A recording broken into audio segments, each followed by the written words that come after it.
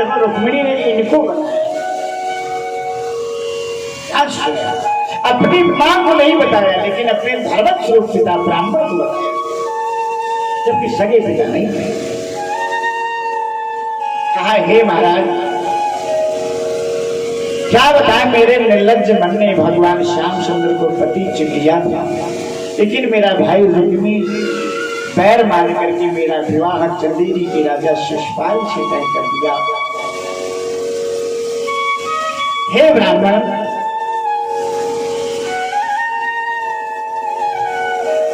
आप ही बताओ पिताजी, पति का चुनाव जीवन में एक बार होता है, चाहे जागृत हो स्वप्न में। जब मैंने कन्हैया को अपना पति चुन लिया, किसी और को स्वीकार कैसे कर सकते?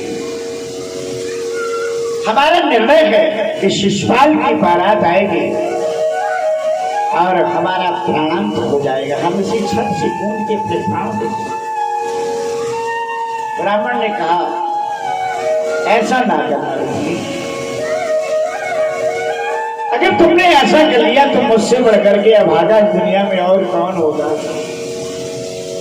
एक तो वैसे भी हमारे भाग में कोई बेटा बेटी नहीं है, और तुझे भी माना तो ये पिता तुम्हें मरा हुआ कैसे देख सकता है? इस दुनिया में सबसे अभागा पिता वही होता है जिस पिता के सामने उसकी संतान की मृत्यु हो जाती है। भगवान ने करे दुख अनेक आ जाए कोई बात नहीं, लेकिन ये दुख कभी ना आए कि पिता अपने बेटे को कफन उड़ाए। वो पिता मर सा जाता है जो पिता अपने पुत्र को कफन उड़ाता है, ले जाता है शमशान। ईश्वर न करे किसी के जीवन में ऐसा समय आए, बेटी बताओ तुम्हारा क्या हित करें? बोले महाराज, अगर आप हमारा हित ही चाहते हो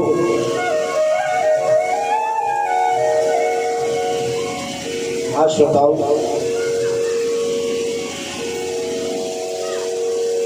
हमने अपने आंखों से जीवन में ऐसे तमाम दृश्य देखे हैं, जो बहुत ऐसे पिता हैं जिनकी जवान पिता खत्म हुए, पिता रो रो के अपने बेटे को विदा करता है और यही कहता है, आशा लगाया था कि तुमसे हमारा उद्धार होगा, लेकिन मुझे क्या मालूम कि मैं इतना भागा। आज ब्राह्मण बुला के कहा बेटी मरना नहीं, हम तुम्हें मरता नहीं दे सकते, बताओ क्या करें? मैंने कहा महाराज, अगर आप प्रसन्न हैं तो हमारा एक पत्र भगवान श्यामचंद्र के पास ले जाओ और हमारी चिट्ठी दे दे। बोले हम फिर बूढ़े हो गए हैं, हम बूढ़े हो गए हैं, द्वारिका बहुत दूर है, कैसे जा पाएंगे? बोले चले जाओ महाराज, चले जाओ, चरणों में मूड़ रख दिया। ब्राह्मण ने कहा चला लिखो पत्र। बड़ा प्यारा पत्र लिखा है। प्यारे भक्तों, रुक्मिणी जो पत्र लिखा है रुक्मिणी ने, वह चिट्ठी आज हमारे पास धरी है।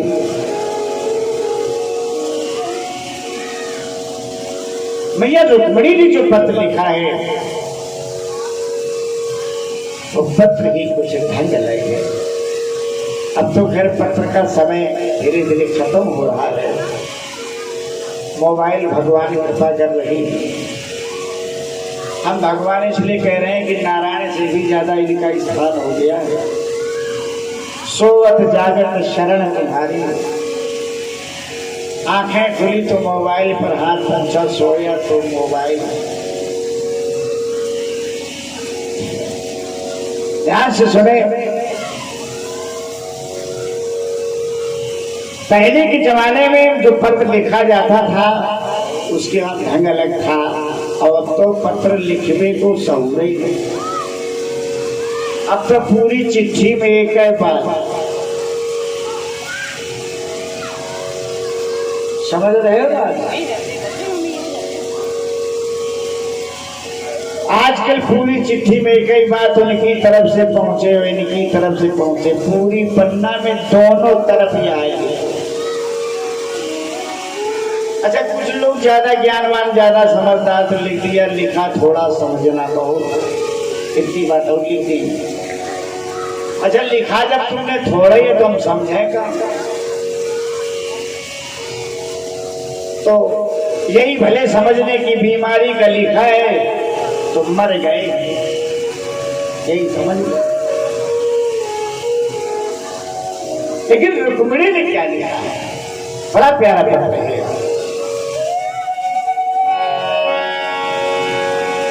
श्रुत्वा गुणान भुवन सुंदर शृण्वताम्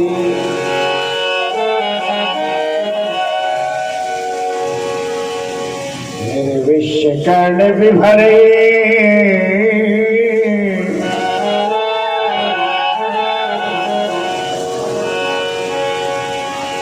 हर तो तापम। हे भगवान, श्रुतान भुवन सुंदर शृण्वतान्ते, मेरे कानों ने आपकी प्रशंसा सुनी और मेरे निर्लज्ज मन ने आपको पति वर्ण कर लिया। आपके गुणों की प्रशंसा सुन के नारद जी के द्वारा मेरे निर्लज्ज मन ने आपको पति रूप में स्वीकार कर लिया, लेकिन मेरे भाई रुक्मी ने आपसे पैर मान करके मेरा विवाह चंदेरी के राजा शिशुपाल से तय कर। हे भगवान, कहीं ऐसा न हो कि सिंह रूपी शिकार सियार रूपी शिशुपाल ले जाए। अस्तु, पत्र को प्राप्त करते ही फौजें लेके आई, फौजें और हमारा हरण कर। देखो, बड़ी पक्की चिट्ठी लिखी, हरण करोगे हम तुम्हें कहां मिलेंगे। तुम सोचते होगे कि महल में हम तुम्हारा हरण कैसे करेंगे, तो बड़ी पक्की चिट्ठी लिखी है। पूर्वे ध्वरस्ति महती कुल देवी यात्रा, नववधू, जिस नववधू का विवाह होता है वो देवी का पूजन करने जाती है। तो पूर्वे ध्वरस्ति, देखो इसमें दिशा भी लिखी है, हमारे महल के पूर्व दिशा की ओर मंदिर है, ताकि कृष्ण को तकलीफ न हो, भटके नहीं। हाँ भैया, जानते हो रुक्मिणी जी का हरण कहाँ हुआ है? होना से आगे एक रोड जाता है भगवा का, वहां एक कुदरपुर नाम का नगर है जो पहले कुंडिनपुर नाम से जाना जाता था। यही मैया रुक्मिणी का कन्या ने हरण किया, और जहां रुक्मिणी का महल था मैंने देखा है और हमने संयोग से कथा भी कही वहां। श्लोक के आधार पर जहां महल बना है ठीक पूर्व दिशा की ओर ही मंदिर बना है, अलोपा जी का।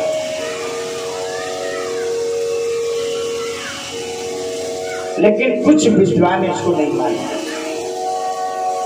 स्वामी अखंडानंद जी जो भागवत के परम सिद्ध संत हुए हैं, इन्होंने अपने लेखनी में लिखा है, स्पष्ट यही किया कि यही स्थान। लेकिन कुछ विद्वान नकार देते हैं कि विदर्भ देश नहीं है। विदर्भ जो है वो नर्मदा के किनारे है, यज्ञ, इसलिए मैया का हरण वहां। लेकिन ज्यादातर मत यही है कि भगवान का यही आना हुआ है, कहा कुंदनपुर। और ये जो भरथना नाम का शहर बसा हुआ है, ये भोजकट नाम का नगर था, इसको रुक्मी ने बसाया। भागवत में प्रमाण आया है 5 कोस की दूरी पर बसाया था इसने नगर। ये भगवान से हार गया तो लौट के नहीं आया। तो ठीक कुंडलपुर से यानी कुदरकोट से भरथना 15 किलोमीटर।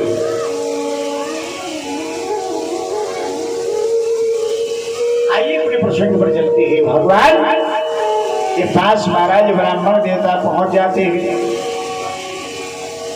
पंडित जी ने पत्र दे दिया, पंडित जी का स्वागत हुआ।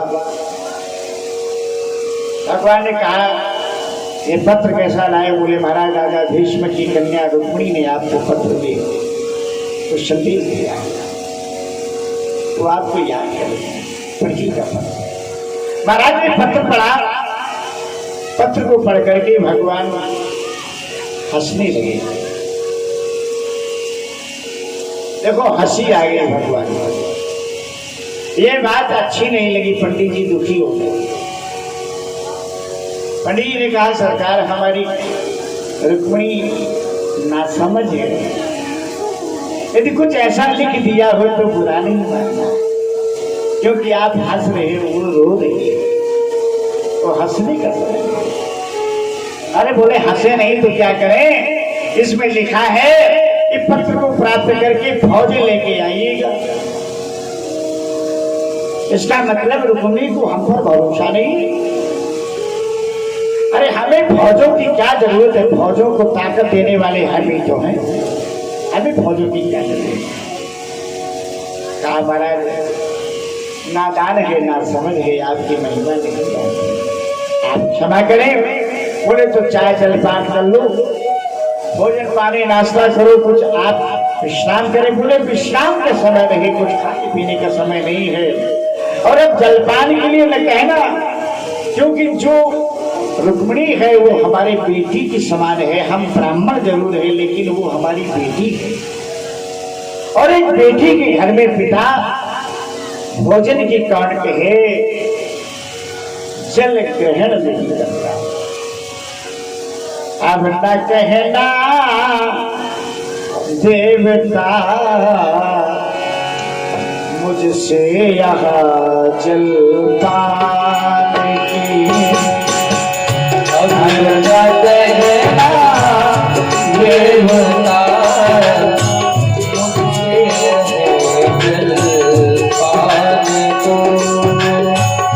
अब न कहना देवता मुझसे यहाँ जलपान की, अब न कहना देवता मुझसे यहाँ जलपान की, क्योंकि वो हमारी बेटी है।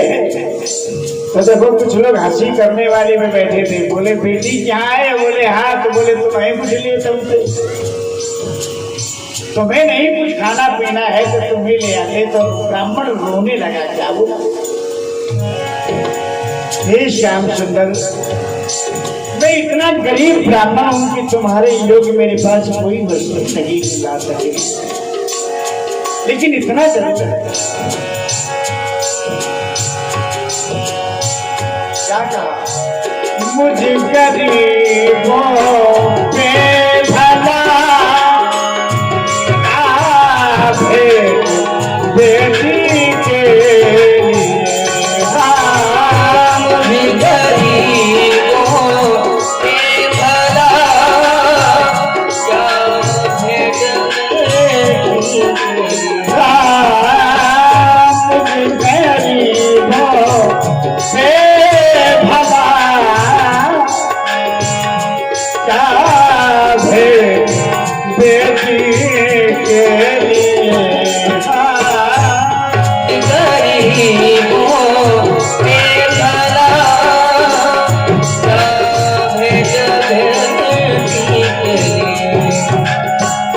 कर सके रक्षा जो अपने, कर सके रक्षा जो अपने घर में माल की,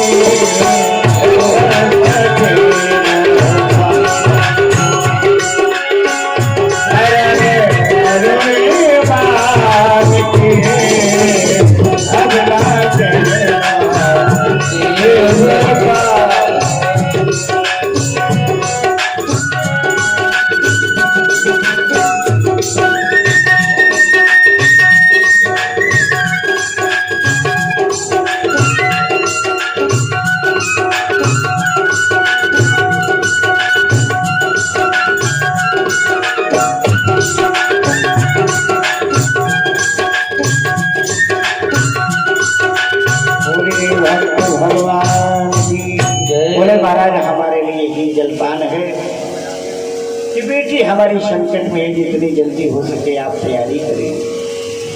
श्रोताओं में भगवान ने अभिलंब रथ तैयार कराया।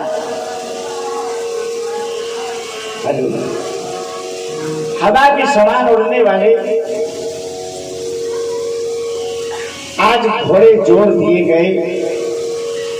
तारुक शास्त्री से कहा गया सदा जो रथ, तारुक शास्त्री रथ को सजा करके भगवान ने किसी को नहीं बताया और पंडित जी को बिठाया कुंडलपुर की ओर चल दी। देखो ये कैसा विवाह है, भगवान ने किसी को बताया नहीं। रात भर चलता है रथ, द्वारिका से आया कुंडलपुर आ गया। सुबह हो गई, पंडित जी ने कहा महाराज सुबह हो गई, हमें लोग देख लेंगे कि हम तुम्हें लाए हैं, तो हमें गांव के पहरे उतार।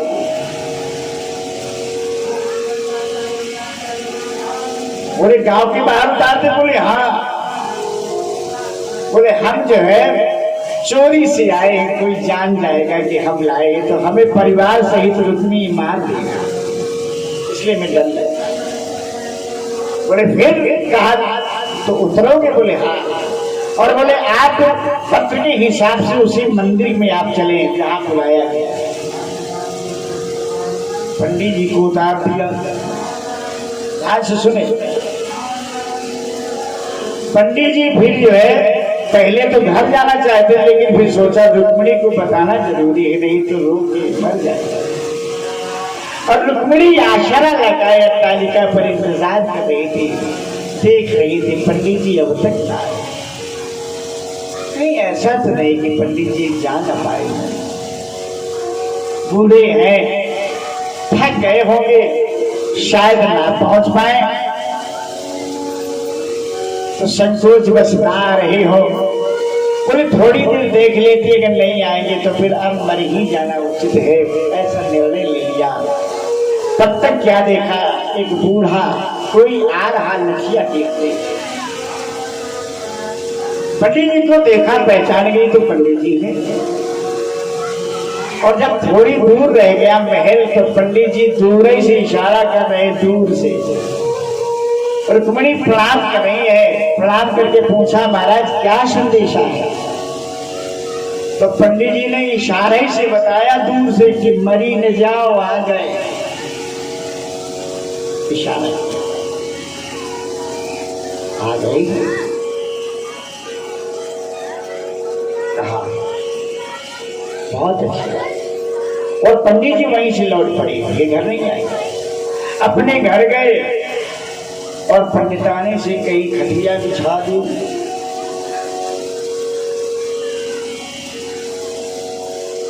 हम परे जात हमारे ऊपर रजाई जात 5 किलो। बोले काहे का बात, तो तबीयत गड़बड़? बोले गड़बड़ तो नहीं है, लेकिन अगर कोई आवे तो कह देना कि 3 दिन से मलेरिया पड़े। तबीयत गड़बड़, और जब मलेरिया पड़े तो यही है तो आओ। रुक्मिणी कह रही है, हे ब्राह्मण, तुम्हारा यह पुकार हम जीवन काल में नहीं भूल पाएंगे। हाँ श्रोताओं, तभी से मैया रुक्मिणी की पाली वाले ब्राह्मण पर कृपा हुआ। हमने तो ऐसा विद्वानों के द्वारा सुना है कि ब्राह्मण धनी तो है, लेकिन पालीवाल ब्राह्मण जितना धनी है उतना कोई ब्राह्मण धनी नहीं है। आज भी लक्ष्मी की पूर्ण कृपा है, पालीवाल ब्राह्मण जितना धनवान होगा उतना कोई और ब्राह्मण धनवान होगी, क्योंकि महालक्ष्मी की पूर्ण कृपा है। ये ब्राह्मण देवता विश्राम कर रहे हैं, इधर लक्ष्मी स्वरूपा रुक्मिणी प्रसन्न हो गई और नीचे आती है, सखियों से मिली। अब तो प्रसन्न हो गई कि बिहारी जी आ गए। मैया ने कहा इसे क्या हो गया, ये तो अचानक बड़ी खुश है, ये बदलाव कहां से? बड़े प्रेम से सबसे मिल रही है, इधर विवाह आदि की तैयारी है। आज थोड़ा चलते हैं, शिशुपाल बारात लेकर के आ रहा। देखो कन्या एक है और दूल्हा दुई है। एक भगवान श्याम सुंदर और दूसरे चंदेरी का राजा शिशुपाल, ये दूल्हा के रूप में सजाया गया। बड़े बड़े वीर राजा इसके बराती रूप में आए हैं। एक और बात, इसकी बारात में ये कहना था कि कोई बूढ़ा और कोई बालक नहीं जाएगा, सब नौजवान जाएंगे। हो सकता है युद्ध हो जाए तो तैयारी के साथ चलो। अब सोचा दूल्हा के रूप में सजाया गया। देखो, जो ही सजाओगे सोई अशगुन शुरू हो गए, अब शकुन शुरू हो गए। अब शकुन जानते हो क्या शुरू हुआ? गांव भरे के जितने कुत्ता सभी के दुआरे संगठन बना के हुक पर कुछ लोग जान गए कि हाय बड़ा कठिन है, पिया हुई को गाय कुत्ता रो रही है। और कुत्ता का रोना शुभ नहीं होता है और अशुभ होता है। आप कभी अजमाने यदि कुत्ता रोए तो निश्चित है कि अशुभ समय आ गया।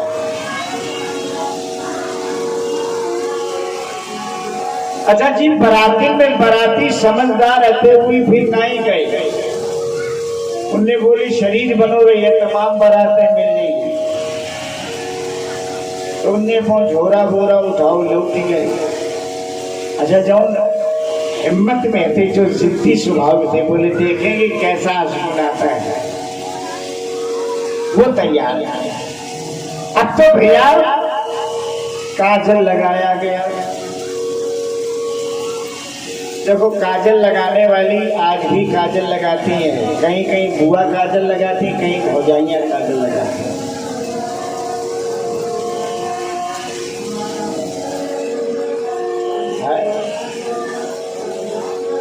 काजल नहीं लगाओ, जब दूल्हा मेकअप करो।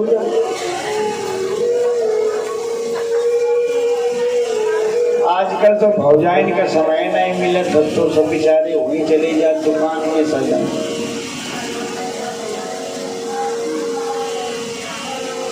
सुधार काजल लगाया गया, एक आंखी का काजल उड़ गया। काजल लगाने वाली कह रही है शिशुपाल, लगता है तुम्हारा विवाह नहीं होगा, तुम्हारे में कोई अशुभ है, क्योंकि एक आंखी का काजल उड़ गया। बोले ये मत तो होगा, हम विवाह करेंगे, इसी से करेंगे, क्योंकि श्रोताओं रुक्मिणी से बढ़कर के उस समय कोई सुंदर युवती नहीं थी। ये चर्चा थी कि रुक्मिणी से विवाह अवश्य हो, क्योंकि रुक्मिणी से बढ़ के कोई सुंदर नहीं है।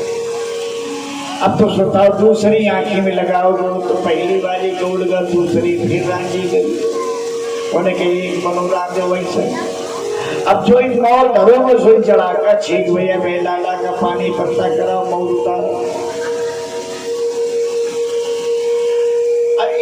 नदी देर पड़ी, इसको मालूम है कि कृष्ण कहीं ना आ जाए, तो इन्हें खुद ही अपने हाथ से मौर खोपड़ी पे डाली नो चलो आओ। और पालकी पे बैठ गो, पालकी पे गीत बड़े मुश्किल में तारे करो, कारण लेके चल दी। और जब बारात जो है जनवासे में आई, बारात ठहरी, थोड़ा आराम कर पाए, तब तक कोई शिशुपाल से कान में कहता है कि देखो लड़किनी की काबिलियत। बोले काहे लड़किनी हमको मिलेगी, हम है दुनिया। बोले तुम तो हो, लेकिन एक और है, द्वारिकाधीश श्याम सुंदर भी आए हैं।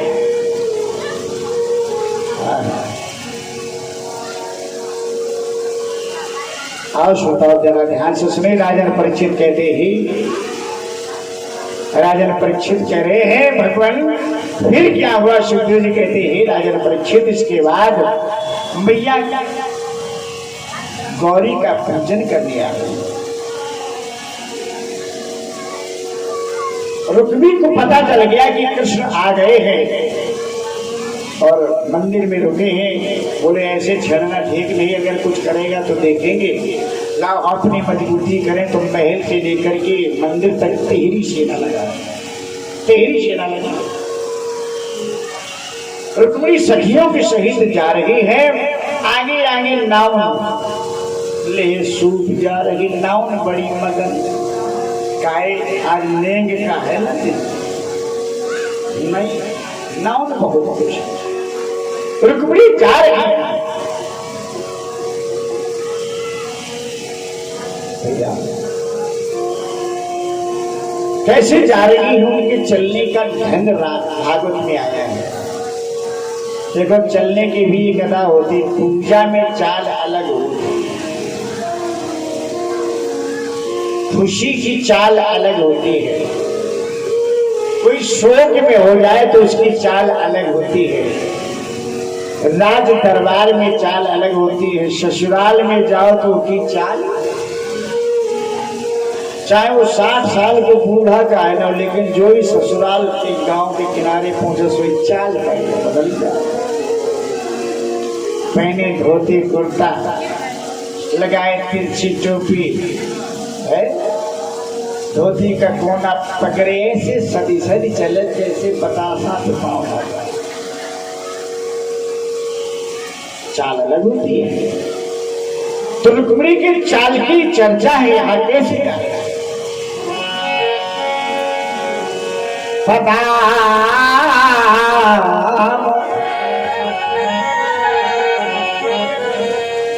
पदाम चलंती कलिहंस गामिनी सिंचित कलालो भाव शोभिना। ऐसे चल रही है जैसे कोई हंस चलता है, पदाम चलंती कल हंस गा रहे जैसे हंस। उनके पैरों में पायल बधी है जिससे मन घोष, पायल बज रही है मैया के पैरों में तो मन घोष हो रहा है। प्यारे भक्तों आते हैं देवी के मंदिर में, जरा ध्यान से सुनना कैसे पूजन किया। मैया ने माल्यार्पण किया है, पूजन किया है और प्रार्थना कर रही है क्या, जगत जननी स्वीकारिए करमाला जे आज, रखिए माता समय पर परमादा की लाज। हम क्या कहें माता, तुम तो जगत माता हो, कौन ऐसी बात है जो तुम नहीं जानती हो, लेकिन फिर भी निवेदन है कि भगवान कृष्ण को हमने अपना पति वरण किया है, आपसे यही मिलती है कि भगवान श्याम सुंदर ही हमारे पति बने, यही आपके चरणों में विनती है। अच्छा नाउन बड़ी होशियार अभी या कान लगाए सुन रही थी, देखें बिटिया मांगत का। तो जब सुना कि कृष्ण हमारे पति बने तो नाव ने विचार किया बारात तो ले शिशुपाल पड़े, मांगे जा रहे श्री कृष्ण, हमें लगे नेक दक्षिणा तो मिली है ना, ये लड़ाई हुई है तो उन्हें फौरन वही सूप धर दी नो। तो इतनी होशियार उन्हें वही सूप धरो, घर गई भागी, लाओ डोकर का मना कर दें, वन मुंबई न फेरे वन लड़ाई हुई है हम सुनिया। रुक्मिणी बाहर निकली, श्रोताओ रुक्मिणी जब बाहर निकली तो भगवान को ढूंढने लगी। यहां से सुनना, मंदिर के बाहर जब आएंगे तो घूंघट हटा दिया तो पिलो के वीरा, वीरों ने देखा जब माता का यह रूप तो सभी सम्मोहित हो गए। स्वमोह समागता,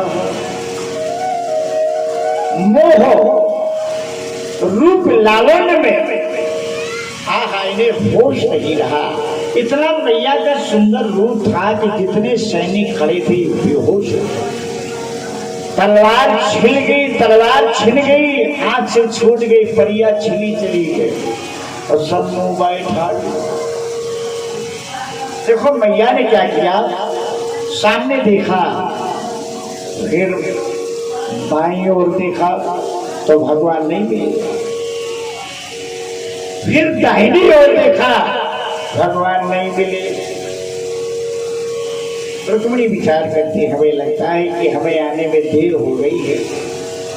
ऐसा तो नहीं कि कृष्ण हमें छोड़ के चली गई। तो देखो रुक्मिणी जी घबराने लगे, अकुलाने लगे, यहाँ गड़बड़ हुआ। जब भगवान नहीं दिखाई पड़े तो रुक्मिणी घबरा गई और मंदिर के पीछे देख लिया करके। जब मंदिर के पीछे देखा तो प्यारे क्या देखा, एक रथ खड़ा है और रथ में पीछे भगवान श्याम सुंदर बैठे हैं, मोर पंखी का मुकुट बांधे हैं।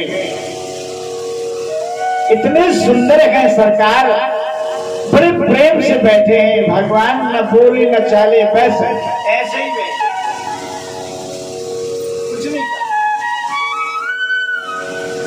भगवान को देखा, भगवान ने कहा तुमने जितना कहा उतना कर दिया। पत्र में तुमने मंदिर में बुलाया, हम यहाँ तक आ गए, आगे शेष काम तुम्हारा है। उसी समय रुक्मिणी ने दोनों हाथ ऊपर कर दिए, कहा प्रभु हम आपकी चरण शरण में आना चाहते, हमें अपना लीजिएगा। भगवान ने कहा तो फिर यही तो हमारा नियम है, जो हमारी शरण में आ जाता है हम उसे अपना लेते हैं। क्या कहा,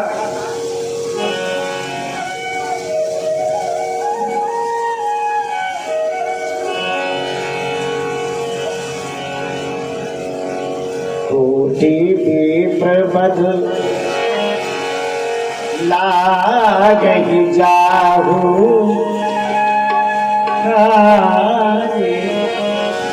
कोटि विप्रबध लागहि जाहु, आए शरण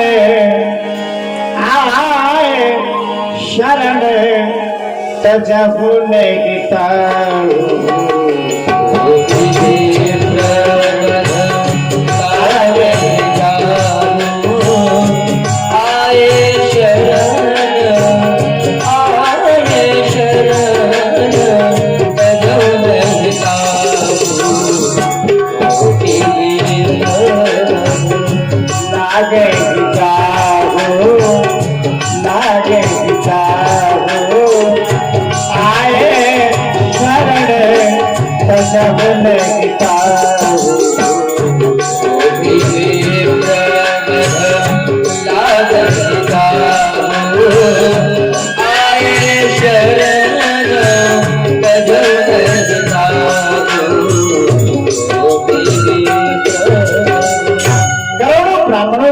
क्यों न की हो, ऐसा हत्यारा भी यदि भगवान की शरण में आता है तो भगवान कहते हैं मुझे अपना लेते।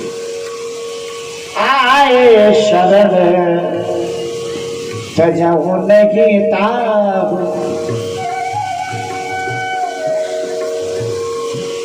भगवान ने रुक्मिणी को बाहों में भर लिया, उसी समय उठा लिया और रथ पर बिठाया। रथ पर बिठा करके दारुक साथी से कहा कि ले चलो। अरे हवा से बातें करता हुआ चल देता है, ध्यान से सुनिएगा भैया। रथ जा रहा है और सेना जो लगी थी वह तब जान पाई जब रथ पुलिया पार हुईगा। तब या परी लेगी कुछ दौड़े लड़े काटे ने, कुछ दौड़े खबर करेगा। रुक्मी से जाके किसी ने कह दिया महाराज आपकी बहन का कृष्ण ने हरण कर लिया है द्वारिकानाथ।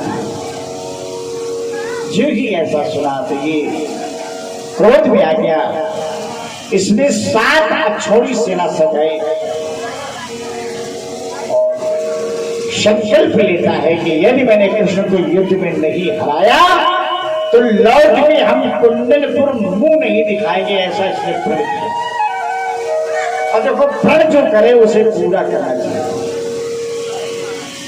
आया ये भगवान से युद्ध करने के लिए, भगवान को ललकारता है, कहा कृष्ण रुक जाओ, अगर तुम्हारे में वीरता है, शक्ति है तो मुझसे मुकाबला करो, युद्ध में अगर तो हरा देते हो तो ही मेरी बहन को ले जाओ पाओ। भगवान हंसने लगे, कहा रुक्मी एक बात कहें? बोले कहो। बोले भूल गई नातेदारी, अब आराम करो, युद्ध से कुछ हाथ नहीं मिलेगा। ये और नाराज हो गया तो इसने घमासान युद्ध आरंभ कर दिया। आज बड़ा शोर हो रहा है भाई, क्या हो रहा है?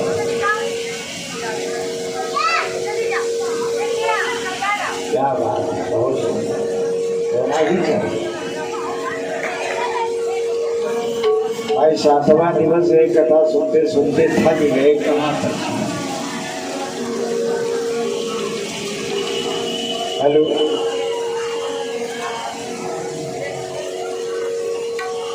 अरविंद,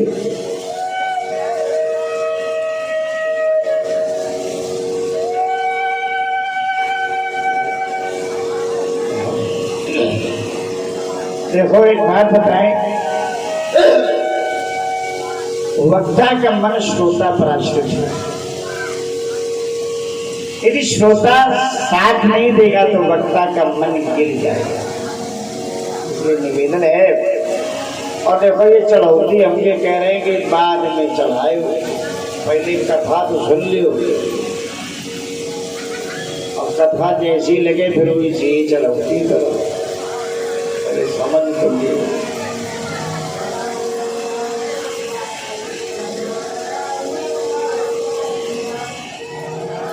इससे विक्षेप बनता है, रुकावट होती है कथा में, ध्यान बनता है। जिसमें माताओं का ध्यान तो लगता ही नहीं, चढ़ौती पर ज्यादा ध्यान की नहीं, कौन कलर की चढ़ाएंगे। हम एक निवेदन करेंगे कि चढ़ौती रोक दीजिएगा और आइए बैठ जाइएगा। अब हम ज्यादा समय नहीं लेंगे, हम जान गए कि तुम लोग थक गए हो, बहुत संक्षेप में प्रसंग को पूरा करते हैं।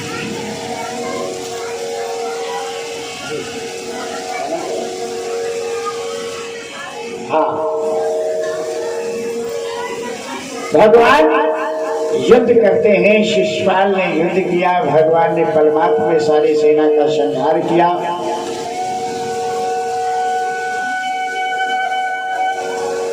शिशुपाल ने नहीं माना, सॉरी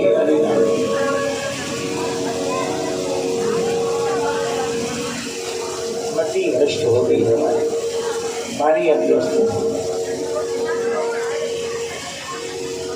देखिए, हम आपके चरणों में प्रार्थना करते हैं कि आप लोग कथा कह दीजिएगा, बैठ जाइए। सभी माताएं बहने थोड़ा धैर्य रखें, बहुत ही सरसपूर्ण कथा हो रही है, इसका रसपान करें आप, इसके बाद रोटी लगे।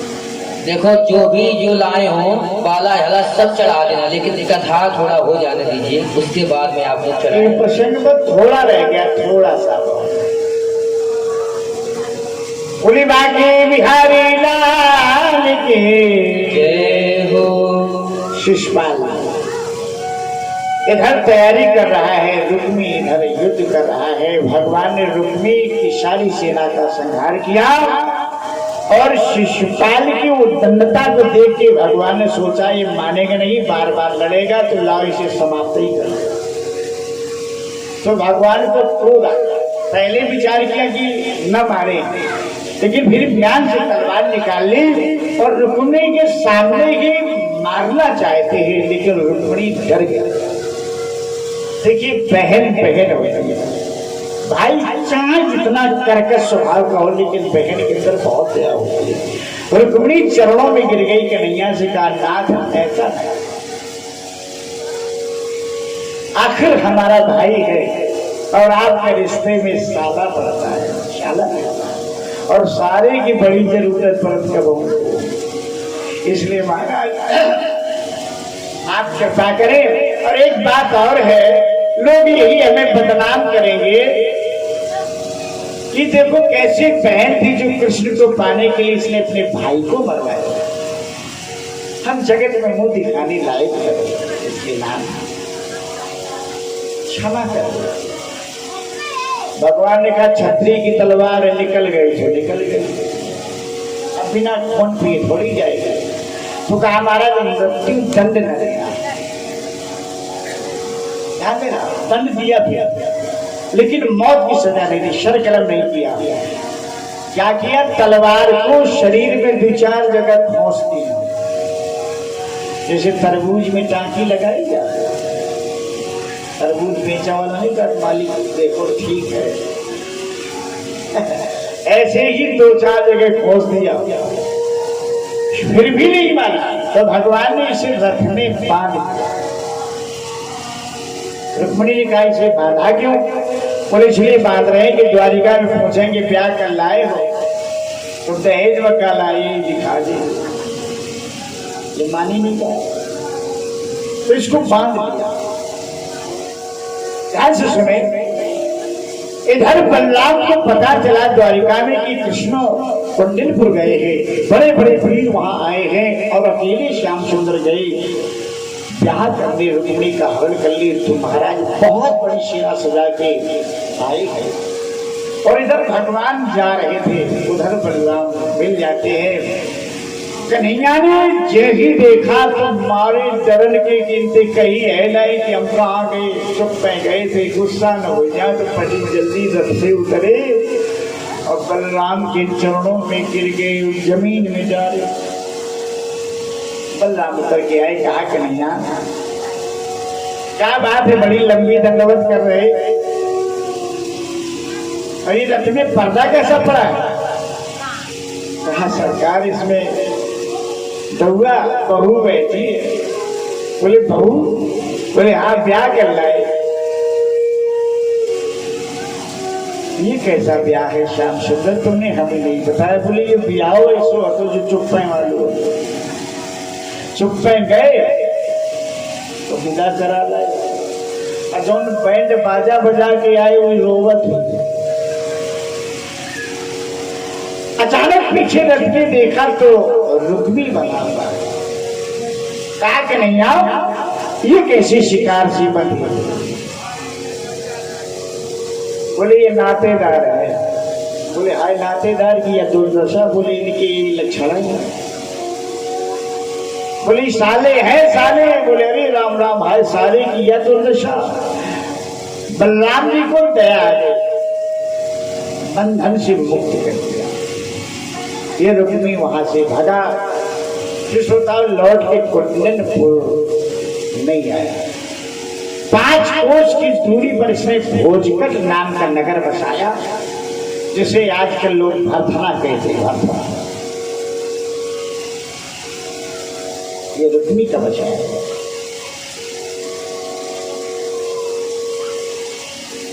एक यहाँ बात थोड़ी कहनी है, बलराम जी ने रुक्मिणी से प्रार्थना करी, रुक्मिणी से, क्योंकि रुक्मिणी को भगवान ने दंड दिया ना तो खून बह रहा था, तो बलराम जी ने कहा हे देवी तुमसे प्रार्थना है कि मेरे भाई कन्हैया ने जो तुम्हारे भाई के साथ व्यवहार किया है इसके लिए तुम हमें क्षमा कर, क्योंकि मैं जानता हूं कि बहन अपने भाई से कितना स्नेह करती है, तो कहीं ऐसा तुम्हारे मन में भाव न जग जाए कृष्ण के प्रति, कहीं नफरत ना हो जाए, कहीं घृणा ना हो जाए कि तुम्हारे भाई के साथ मेरी कान्हा ने ऐसा दंड दिया, अपराध किया।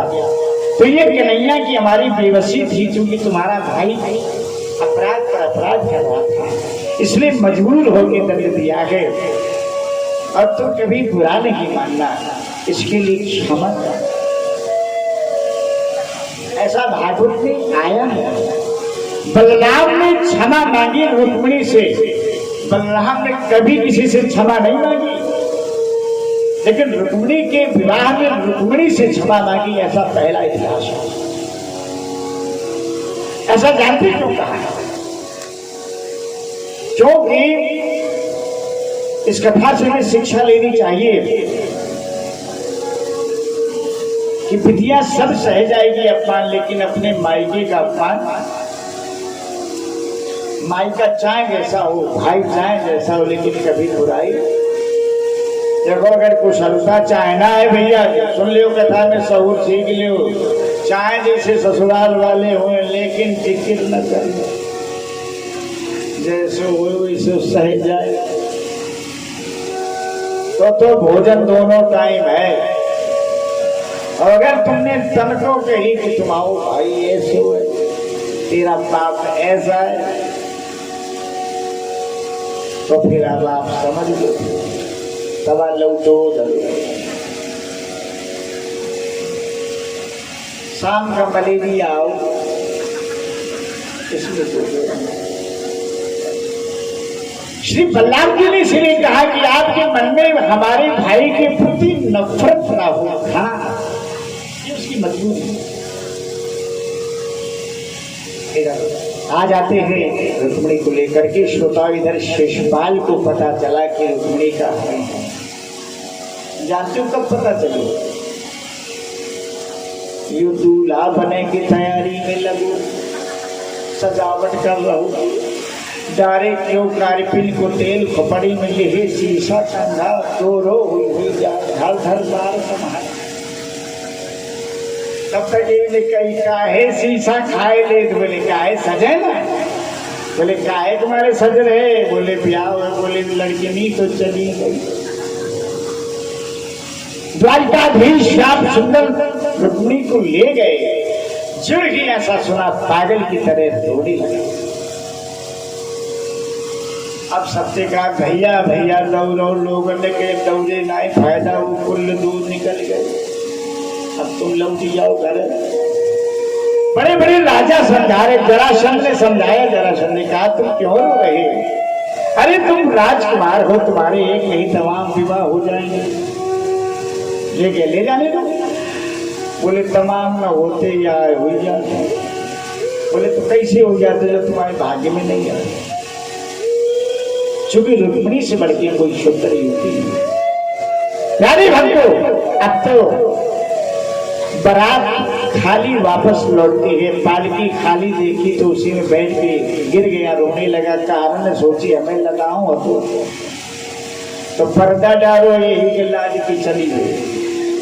अब जहां से पालकी होके जाए, नगर गांव से होके गुजरे, माताएं बहने आवाज सुने तो वो यही सोचे कि आवाज ऊंची है, हमें लगा रोवत रोवत गला बैठ गया। तो बेचारी यही समझावे कि भैया बेटिया तुम दम खाप तुम्हारे लेवा है घर, ऐसे दम दल हुई। एक जगह कहारों को लगी प्यास, तो गांव के बीच में पालकी जो है वो रख दी। पानी पीने लगे पनघट पर कुएं में जाके। तो पड़ोस की माताओं ने सोचा लाओ तब तक बहू देख ले। तो बहू दिखवे के उससे पहुंची, और पर्दा जो हटाओ सो बहू की जगह बहुंदर का। सुताओ फिर बताया जाता है कि वहीं से फिर नंगे पैर भगा। इस तरह से शिशुपाल की बारात लौटी, और तभी से शिशुपाल भगवान कृष्ण से बैर मान लिया। जो ये युधिष्ठिर की राशि यज्ञ में इसने भगवान कृष्ण से बदला और 101 गालियां उस भरी सभा में अपमान किया, जो भगवान को फिर आखिरी से मारना ही पड़ा। बोले भक्त भगवान की। इधर भगवान आते हैं द्वारिका में, और विधिवत रुक्मिणी के साथ विवाह किया। विधिवत विवाह संपन्न हुआ। प्यारे भक्तों, जो रस्म रुक्मिणी की मां को अदा करना चाहिए, वो माता ने देवकी ने अदा। यह है आपने पावन प्रसंग आपने श्रवण किया। रुक्मिणी हरण का पावन प्रसंग आप लोगों ने श्रवण किया। जो भी भक्त इसको श्रवण कर लेता है उसको भगवान की अविरल भक्ति मिलती है, जन्म जन्म की पातक नष्ट होते हैं। बोले भक्त भगवान की हो, बोलिया के भगवान की हो। प्यारे, आइएगा एक बार भगवान का नाम और आगे कथा प्रशंसा। गोविंद जय जय बोलो,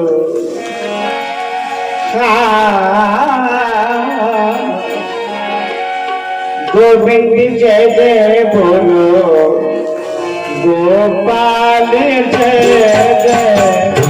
गोविंद जय जय बोलो, गोपाल बोलो जय जय। सभी लोग बोलो।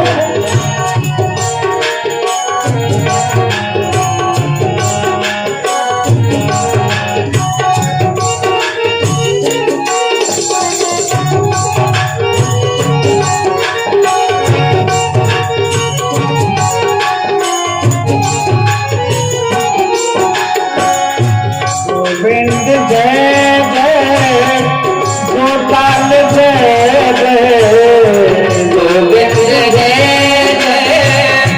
गोपाल जय जय।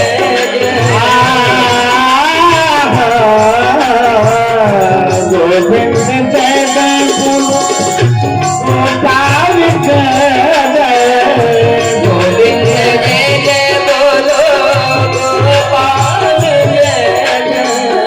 राधा रमण हरि गोविंद जय जय, राधा रमण हरि गोविंद जय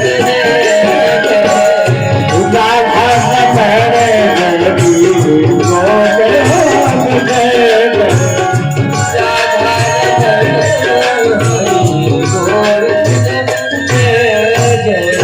भक्त भगवान की माँ प्यारी भगवान का बहुत बड़ा परिवार हुआ। हमारे बीच में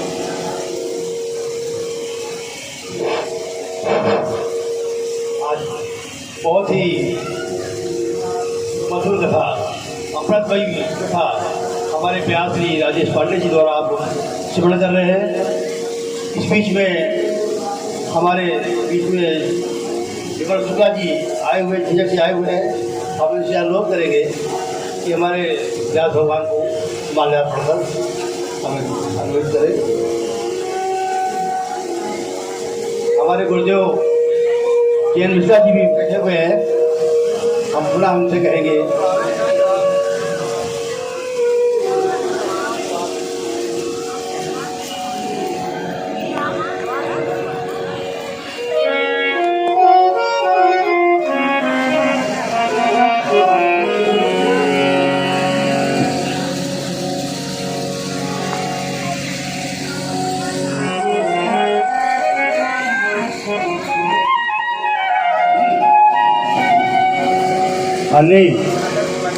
अनिल मिश्रा जो अंग हमारे व्यास जी को बनाएंगे वो हम माला पूरी करेंगे।